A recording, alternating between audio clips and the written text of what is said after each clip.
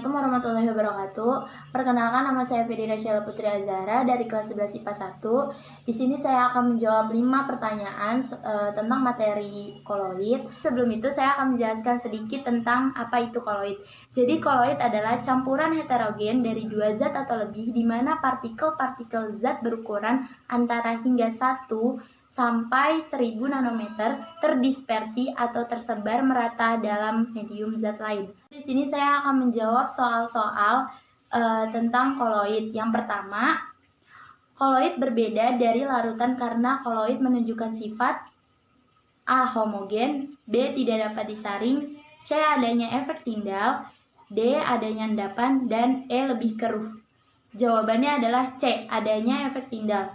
Karena koloid memiliki sifat khas yang membedakan dengan jenis campuran lainnya.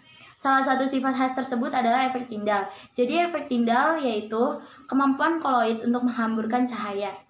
Yang kedua, ciri-ciri sistem koloid yang paling tepat adalah A. Dapat disaring, B. Ukuran partikel yang kurang dari 1 nanometer, C. Tidak menghamburkan cahaya, D. Tidak stabil, dan E. Memiliki ukuran partikel yang lebih besar daripada partikel larutan.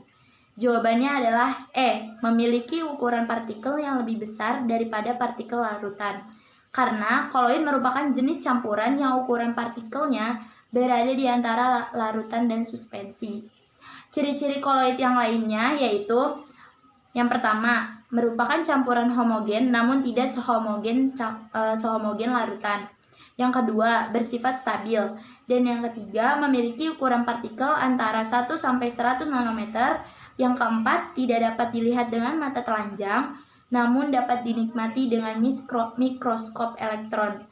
Yang kelima, tidak dapat disaring dengan penyaring biasa. Soal ketiga, suatu campuran memiliki ukuran partikel 1 kali 10 pangkat 2 nanometer.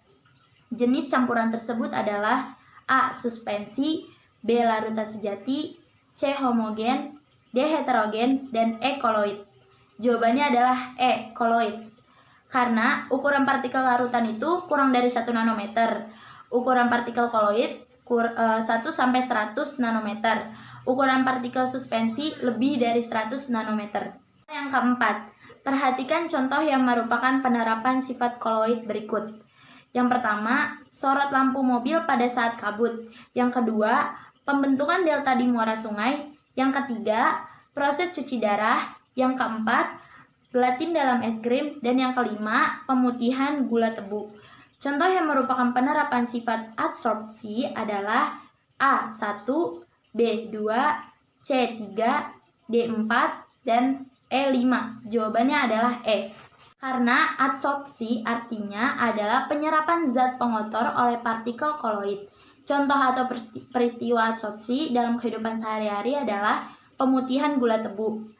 Soal yang kelima, yang terakhir.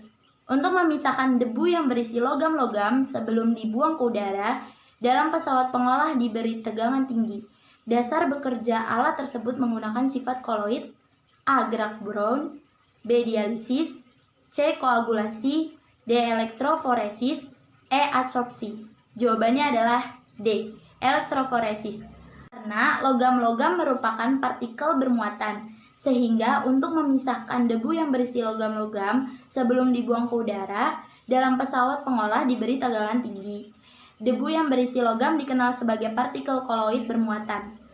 Sehingga untuk memisahkan debu tersebut dalam pesawat pengolah digunakan alat yang bekerja sesuai dengan sifat elektroforesis.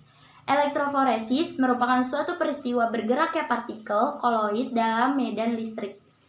Sekian dari saya, semoga bermanfaat soal-soalnya, mudah-mudahan yang menonton juga paham. Mohon maaf bila ada salah kata. Wassalamualaikum warahmatullahi wabarakatuh.